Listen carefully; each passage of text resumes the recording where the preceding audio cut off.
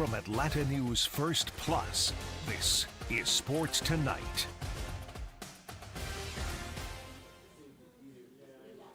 Welcome into Sports Tonight, a Friday edition. Bailey Burmaster alongside our Ellie Parker, and we have quite a show to talk about. I'm excited because we've talked about Scott not being the biggest golf fan in the world, but Ellie enjoys golf, so we're going to talk Masters. We're going to talk about the latest with Atlanta United, where Gigi stands with his injury. We'll also hear from Coach and Brooks Lennon. In addition, UGA's spring game, G-Day, is here. So is Georgia Tech's game coming up on Saturday. That's at 1 as well. And the Hawks facing the Wolves on Peachtree TV tonight. So we'll get into the latest with the Hawks. But let's start with the Masters. Ellie, I'll let you just take this where you want to, since this is the first time we're getting to talk about the Masters together. Okay, so the big story right now is Tiger Woods making the cut. 24th consecutive made cut, a Masters record. He put on a gritty performance to get it done. Yeah, because you're seeing a lot of names that you would think would make the cut. Not making the cut. No, it's insane. So, okay. This is a hard course this year for whatever reason. Can we talk about the fact, so let me give you some of the names that we have going on. So Wyndham Clark, who is number 4 in the world, who won the U.S. Open, was like an underdog favorite. He was below the cut line last I saw. John Rahm, reigning champion. Ricky Fowler, below the cut line. Victor Hovland, who won the Tour Championship here in Eastlake, below the cut line. Christo Lamprecht, who we interviewed yes. 2 or 3 weeks He's ago. An amateur. He's an amateur, so we're going to cut him a little slack. Unfortunately, yes, he is below the cut. But yes, good for him for even getting there. You know who is not below the cut and is one of my favorite stories? Oshke Batia. Yes. Sorry, I always mess up his name. Yes. Batia. So he won the Texas Valero Open and literally went straight to the Masters. Like insane first time playing, and it's a 10-year full circle because he played in the drive chip putt competition. So 10 years to the date, now he's in the Masters. And last I checked, Ellie, he was above the cut line. Obviously, round 2 still going on. I want to say he was like 20, tied at 20-something. Hold on, we're going to check in on it for you guys. Hold on. Yeah, he's above the cut. Okay, so that is a great story. Definitely worth watching there, because he even was telling us earlier in the week how tired he was and how he wasn't even going to do anything practice-wise until Wednesday. He also has a shoulder injury he's rehabbing from playing pickleball. Oh, my God. Correct. So it is just an interesting time. I'm also going to butcher this kid's name. I think it's Ludwig Aberg. Yes, he is. So he right is there up He the had top. a heck of a day. I can't remember what he shot, but he shot over yesterday and then was like 8 under or something today. He had a great day today, especially when the leaders, Max Homa, Bryson DeChambeau, Scotty Scheffler. Correct. Scotty Scheffler's still out there, but his 13 was not it. Was not it. And Bryson just kind of came out of nowhere, just from the top, just looking great. So I don't know. It's going to be very interesting. The wind was a factor today, definitely in the Masters. I think we're supposed to have great weather the rest of the weekend. Yep. But I'm trying to think if there's any other storylines I'm missing for the day. But I think we pretty much covered it. I am excited to see how Max Homa does. He's right at top, right there with Scheffler and DeChambeau, tied for number 1. He's sort of been like not like top prospect necessarily, but he's been around sort of. Last year he was in top 10 at the Open Championship, so he's getting there. He's getting there. People really like him. He's similar to me as like a fan favorite, like Ricky Fowler. Everyone very knows much Ricky a fan favorite. He's fun. He's and one young. of my favorites. Yeah, so Max definitely fits that bill too, of just like a fun young guy that people really enjoy rooting for. So yeah, the cut's being made, round 2 wrapping up, and we'll see how everything pans out on Saturday and what we have coming up Sunday. But the biggest story is, without a doubt, Tiger Woods making that cut. Now it's just fatigue. Can he keep it going and keep it pushing? Can he keep it going is the big one. This has been a tough Can you imagine if he makes it interesting? I believe Rory is I remember, I think it was my senior year of college that he came out of nowhere and won. That would have been like 2019. Yeah. 2018 2018 is when he won. So that would have been my junior year. So Rory's yeah. also above the cut line. He's someone who's still looking for that career Grand Slam. So just interesting things to take note of as we get into the weekend. Let's switch gears to some soccer. Atlanta United hosting the Union on Sunday at the Benz. A big storyline has been Gigi. He had a bone bruise a few weeks ago, has not returned, has not been practicing. They lost a few center backs. Dion Gregerson, they lost because he was dealing with some injuries. So a little injury plagued early on. We'll see how it all fares. But Gigi could make his return Sunday. That's something Gonzalo talked about. We'll see what happens. But let's hear from Gonzalo and Brooks Lennon about this matchup. We saw Gigi come out and do individual workouts. Is he available for selection for Sunday, or is he out? No, we don't know yet. We're going to do one more test tomorrow. We'll see. We'll see after that. And is that also true of Jande? And well, I assume Steen is out. Is it also true of Jande? No, the rest are out. Okay. Yeah. Well, how has Rios looked then this week? Good, very good. I mean, you saw a little bit of that against Toronto. He's been really, really good. He's a guy that can combine very well there. He's been showing really, really good in the training session. So we expect the best.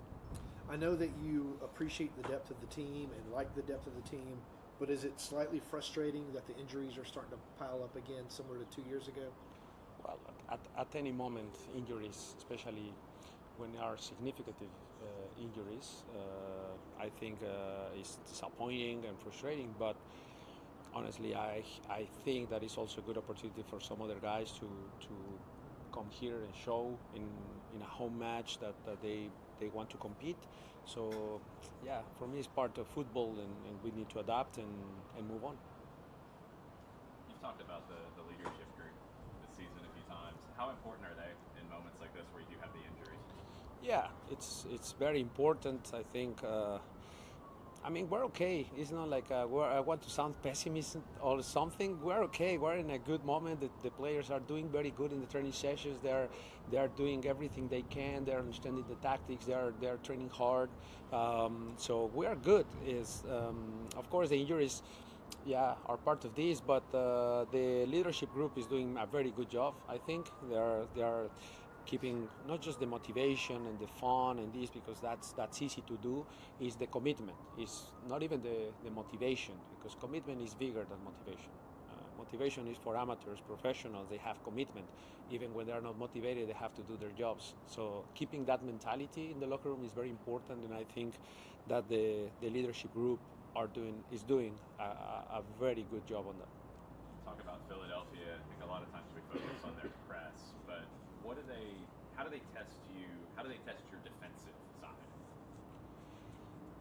It can be a test for sure.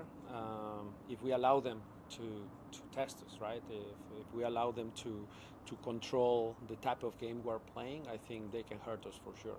So for me, it is very important that we control the type of game we want to play against them. If we do that, I think we're going to be in a good spot. With that saying, Philadelphia has shown, especially this year, that they don't need a lot of possession. They don't need a lot of chances at any moment. A long ball, a second ball, and they can put the ball on the back of the net. A set piece, they can score goals. So it's difficult. So it's one of those games that we need to be really, really good on the ball, managing very, very good side to side, through the middle, through the flanks, and move the ball fast so they cannot catch the ball for long periods of time, and we can be more in our final third and in theirs. So I think we need to control that. If we do that, I think we're going to be okay. Talk about the team being in a good place, but when you get to come back home and play in front of the home crowd, especially after a weekend on the road, does it give them that extra, boost, or for lack of a better word, once the game actually kicks off and you're in front of a familiar crowd? Yes, I think that's our home advantage. That I think, in my opinion, is one of the biggest in the league because of the stadium, the atmosphere, the fans, the 17s are very loud, and opponents feel it too. So it's, of course, I feel like our players are very, they play with a little bit more confidence at home. That's true. But at the same time, I think the impact on the opponents is also good. So we're aware of that. There are announcements, I think, this week about the expansion of this facility. how does that impact you with the main roster, and what does that show about the growth of this team to have the expansion of the practice facility and everything here? Well, yeah, it's going to be great. I mean, when you have an owner, Arthur Blank, that is willing to do this type of investments, $23 million to expand to a total $80-something million for this facility. I mean, it's amazing. We are already in a good position with our training facility. We feel like we have a lot of good things here, and now we want to do an expansion. It's amazing. We're going to have a couple more areas for the players to rest them, to have more recovery, for having better spaces for them to get along as well, more recreative spaces and more areas where they can be better individually and collectively. So it's going to be massively important. Also, the academies, I think they're going to have also a very good space, because our academies are in a very good place as well, I think. So yeah, it's going to be a very, very good thing once we get it. And how important is that just for the overall morale of the team, but also recruitment and retention of the roster? How important is this part of it to just the overall atmosphere for a player? Yes, I think it is already there. I think players know that this training facility is already good. So I think for that it's already a positive when you are talking about recruiting and scouting, and that when we show the players where they're going to be every day, where they're going to have breakfast, where they're going to have lunch, where they're going to do the gym, where they're going to train, their locker rooms, everything. I think that's very important as well. But one thing that I want to add to that is that, of course, it's massively important, the investment, the $80-something million in here, but the people is also very important. The people that work here, the staff members here that make our lives every day super, super great, the people that clean here, the security guys that come here, good morning, always with a warm welcome, the staff that works super hard there, the physios, everyone. That is the real plus that we get here, and that's the thing that when the player comes to this environment they love about is the staff is great here as well. You've added a lot of mix from the twos coming into this first team. Just how has that been, adding them in and seeing the chemistry in training with everyone else? Well, I think it's going in the right direction. Of course, it takes time to yell out at times. So we'll see. We have a few new partnerships, maybe, Bartek, Tristan. So we'll see. At times it can be a Gianni, it can be Dax. I think Dax is also a new player for us that of course, he brings different things. Now the center back with Derek, Luis Abraham, he knew, but Stian. So a couple new partnerships, especially in that part of the field. Up front, we've stayed pretty similar. But in that part of the field, center back, center mids, we have a couple additions that I think they're doing a good job. But I know that still they have a couple things to do better in terms of the coordination and understanding each other better. That will come with time. How important was it Tuesday to get kind of a simulation of game play, especially for guys like Luis who haven't played a lot lately? Yes, a couple of things. Number one is the rhythm of playing 60 minutes. It was a really good game. It was really, really intense. The numbers were over the roof. The players applied a very, very high intensity game. But also the football ideas, because at times you can just make some runs, strides on the side, and they get the same amount of HID, VHID. That was the main objective. But soccer-wise, it was really good. I felt that the ideas of the team were there. We were building very good, on balancing their midfield very well. The final third was lacking a little bit of creation in there, but even with that, we created a few good chances. So it was really, really positive. The outcome of the match was really good, and we are really pleased with that group. That is going to be very important. And you see it, whether it's injuries or rotations or Open Cup or Leagues Cup. We're going to have multiple games this year. We're going to need everyone. And already there are 2 goalkeepers and 2 field players that haven't played. Only 4 out of the whole roster. The rest at least have a couple minutes in the season. So they've been already important. They've been really impactful. So 30 minutes in the second half, 20 minutes in the second half. We make changes, and the guys coming from the bench are really impactful. So we need to continue with that. Whoever is on the field, they need to do the best, and we are going in the right direction, I think. A lot of injuries. What's the mood? What's the morale of the team right now? Yeah, it's good. I think we had a very positive performance against NYCFC. I thought it was good to pick up our first points on the road, and we had a couple guys down in that game, and obviously. In every season, you're going to have certain guys go down with injuries. That's just part of the game. So it's just kind of the next man up mentality, and that's why you build a roster from top to bottom to make sure that the guys that are now getting minutes are fit and able to. Rios was injured for a couple of weeks, so you didn't get a chance to work with him and connect with him. How has that connection been this week? Yeah, it's been good. He's had a very good attitude in training, and he seems like he's back 100% healthy, which is important for him coming off an injury. So we're looking forward to playing with him this weekend. There's been talk about the struggles of Atlanta on the road. How valuable was it up to pick up a point at NYCFC and carry that on as you progress through the season? Yeah, it's very important to pick up points on the road. If you want to win MLS Cup and compete for Supporters Shield and all the goals that we set out for ourselves, we have to pick up points on the road. And I think one of our goals is to try to play with the same intensity and same firepower that we play at home on the road. So I thought we had a good performance against NYCFC, and now we hope to bring that momentum into Philly and then the next game.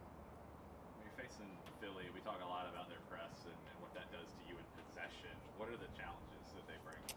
Yeah, I think one of the different challenges that Philly brings is their formation. They play a diamond in midfield normally, which a lot of MLS teams don't do that. So tactically, we've had to adjust a few things offensively and defensively for this upcoming game. But that's why we have all these really good coaches to be able to understand how we can break them down and hopefully get 3 points. And then on the ball for them, I mean, I think typically we talk press, but on the ball and what they do and the way that they try to create opportunities, defensively, what do you guys have to watch for? Yeah, I think they're a very direct team at times. They they got some bigger guys, physical guys that like to compete in the air. So I think it comes down to just winning your duels, 1v1 duels, making sure that we stay compact, and make sure that we keep the ball out of the net, which is the most important thing. And we conceded a penalty this past weekend, but I thought defensively we were pretty solid throughout the 90 minutes. So if we could just keep that, we should be all right. In a matchup like this one, two of the best fullbacks in the league, you and Kai Wagner, same side. Do you get up a little bit more for games like this against some of those kind of level of players? Definitely, yeah. I've seen he's had a lot of success in the league, and he's a great player. I'm really looking forward to this game against Philly in general, and hopefully I can show my talents as well. I've got two questions for you, please. They announced some possible mid-season rules changes. I was curious if you had any thoughts on that and how it might help the league. Yeah, I'm not 100% sure the ins and outs of it. All I know is it's growing the league in the best way possible. I think it's just comes down to feeding more money into each team, which in grand scheme of things is a great idea for MLS, and it's going to bring more and more talent to the league and make it one of the best leagues in the world eventually. So we're happy with the rule changes, and let's see what happens. And then last one for me, statistically you were the best American fullback in Major League Soccer last year. This year you're off to a great start. I was curious if you feel overlooked, and if so, does that motivate you? Definitely. I definitely feel overlooked. I thought I should have been an MLS All-Star last year. I thought I should have been in MLS Best 11. I think I should be in the national team pool. All three of those things I am not. So I do feel overlooked at times, which is frustrating with the amount of hard work I put in. It does give me that extra motivation every single day to come out here and prove that I'm one of the best defenders in the league. We saw Gigi come out to do individual. Okay, so switching gears, spring games. Georgia State had theirs tonight. Del McGee getting things situated for the Panthers. His first spring game was blue team versus black team. Last I checked, the black team was up like 17-0. You also have G-Day tomorrow in Athens. I think it's going to be interesting. Some of the topics, obviously, everyone wants to see Carson Beck in action, who he's going to be throwing to. I think a lot of people want to see Dominic Lovett's impact with how much turnout they've had. Turnaround, I guess I should say. And, I think you can also look at the secondary. They lost a lot in the secondary. Malachi Stark's still out with, the shoulder injury and whatnot. So lots to look forward at G-Day. Then you have the Georgia Tech's spring game as well, white and gold game. That's at 1. Scott Pennyman will be there. Lee and Emily will be at G-Day, so we have it all covered. Any thoughts on spring games? I mean, I'm interested to see G-Day and the wide receivers and the receiving core, because you're losing Brock Bowers, Ladd McConkey. You're losing basically every 1 and 2 in that receiving core. So there's a lot of guys that are going to have to step up. Yeah. And it'll be very interesting to see how that offense runs. Yeah, I was going to save this for what's on my mind, but I feel like it's convenient to bring it up now, too. The NFL Network is reporting that Ladd McConkey met with the Falcons for a workout. Oh, my God, the Falcons might draft a UGA player? Right? Now, Is there a pig flying outside the newsroom window? He's met with 14 teams. One of those is also the Browns. All this was in the report.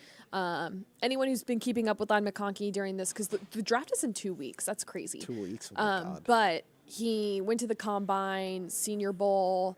He's been showing out, and his stock has just continued to rise through all of this. I think the last few mock drafts I've seen have him like second round. So Ian Rappaport said he could be like a surprising, late first rounder. Late first, early second is what I've seen. Yeah, so that's insane for someone of him, but I just think he checks all the boxes as far as locker room guy, work ethic, and then he can produce well. And if he fits in with the right team, it could be a really good fit. Okay, let's go to the last game that is on Peachtree TV, the Hawks in Minnesota to face the Timberwolves. A few notes for this game. Anthony Edwards is questionable with an illness, so that is a loss for Minnesota if he does not play. For the Hawks, they are without, I think we detailed it throughout the week, that Onyeka Okongwu and Jalen Johnson are out for 3 to 4 weeks. So they're pretty much done for the year unless they make a deep playoff run, which really stinks because Jalen Johnson has been a bright note. But Trae Young did return against the Hornets. He played 21 minutes. He's also 17 assists away from breaking Doc Rivers' all-time career assist record with the Hawks. So that's very cool. He could easily get that. But we'll see. We'll see how tonight pans out. I'm interested to see if Quinn Snyder is going to rest some of the starters just for postseason. I don't know if I would, despite all the injuries. No.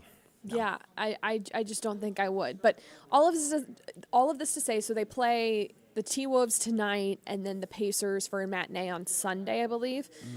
Regular season's done after that. Play-in tournament starts Wednesday. They will head to Chicago to face the Bulls. If they win, they will face either the 76ers or the Heat, and then the winner of that matchup goes on to face the Celtics in the first round of the playoffs.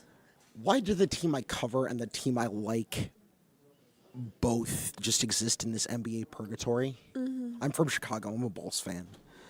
Why? What god did I piss off to suffer like this? Listen, I don't know how to help you as a Chicago sports fan. Because the Blackhawks are in hell. The Bears are in hell. I can't believe I'm going to say the following 4 words. Save me, Caleb Williams. Make one team in that city good, please. I don't think Justin Fields is. You know what? Let's just not get into it. Let's just not get into it. We're gonna go for 30 minutes if we get into it. We could. Let's just go to what's on your mind, Ellie. I will let you start because I know we're gonna talk about this a little bit. I seem to remember that you thought Shohei Ohtani was in on this stuff, and if you haven't seen the DOJ report, very clearly he was not. Well, so What I think still, and I haven't read the whole DOJ report, okay? Now that I know there was 16 million involved, yes. 16. His This translator stole 16 million from Shohei Ohtani by changing the bank accounts so that Ohtani wouldn't get notifications of any transactions. Which is crazy. And you know what I think too? Okay, so if you remember when we talked about this the first time, I said something along the lines of the interpreter had come to Shohei at one point and been like, hey, I'm in deep, can you help me? This is what I think. I think Shohei had no idea about how deep this went and how much stealing there was going on. But I think there was one point where he almost caught him in the act of stealing. And the interpreter was like, oh, well, okay, so listen, I'm 2 million deep. Could you give me the money for this? And he was like, okay, fine. Not realizing that he had been stealing from him all the time. Because why would you do that interview and say those things and then walk it back and then have a press conference and be like, wait, I actually don't know what's going on? The things I've seen in that report. Well, share. That's what this is for. We got plenty of time. What else did you see? Because, like, the dude almost got mafia'd because there's a section of the report that describes one of the bookie's guys contacting Ipe Mizuhara, the interpreter, and going, I can see Shohei walking his dog. I just want to talk to him. I just want to talk to him if you won't talk to me. That's like the best baseball player on the planet almost got kneecapped, dude. Well, and I do remember seeing the text where he's like, you know, I'm good for the money or something. Yeah. Like referencing to Shohei. Yeah. And he turned himself into feds, right? Turned himself into feds. The expectation is he'll be out on bond. The expectation is also that he didn't take a plea deal immediately, which could be interesting because the guy's gonna get multiple years in prison. Let's be real here. You steal $16 million. Can we just talk about what a fall from grace that is? My God. Shohei's right-hand man. Generational bag fumble. All time You bag can follow fumble. him everywhere. You can do, he's probably getting paid How does fairly Shohei well. trust anyone other than his wife ever again? Anyone. Yeah, but here's the thing about these things too. And I'm not saying I fault Shohei for all of this because crappy people do crappy things, right? But Right. how much is Shohei actually asking the questions that matter? You'd be really surprised how many athletes have people manage their money that shouldn't be managing their money. We've seen this over and over again throughout sports history. You think about Kevin Garnett, who got like $40 million stolen from him by his agent. You think about, I think there was another basketball player by that same agent who got a bunch of money stolen. So yes, that doesn't surprise me that there are a lot of athletes who just handed. Shohei is notorious for this. When he was in Japan, his mom handled it. And he lived in the dorms and he just focused on baseball. Which I'm sure he likes and that's what he wants to do. But the reality too is like, especially when you come into money, you need to be educated about money. You need to know how things work. You need to be talking to the right people to get you situated. And if you don't understand, you need to find people to help you understand. And I think a lot of athletes just when they come across money, when they go into the draft, whatever it may be, it's kind of like, well, I don't want to deal with that. I'll have my parents handle it. And then you see these falling outs. Like, you know, Aaron Rodgers doesn't have a good relationship with his family. Who's to say that's not about money? You know, who knows? It's a lot more common than I think you may think it is. Whew, that was an ending. Yeah. It's insane. I'm sure it's not the last of it either. This is not over. This is far from over. I don't even know how Shohei is managing right now, but I'm sure he is. Guy's got like a 1,200 OPS. He's probably fine. Yeah, we're still waiting on Spencer Strider news. While we're talking baseball, we'll wrap up with that of whether he'll need surgery, but still on the IL. So we'll continue to monitor that. But that will do it for this edition of Sports Tonight. You'll have to join us next week for all the latest sports news. For Ellie Parker, I am Bailey Burmaster. You all have a great night.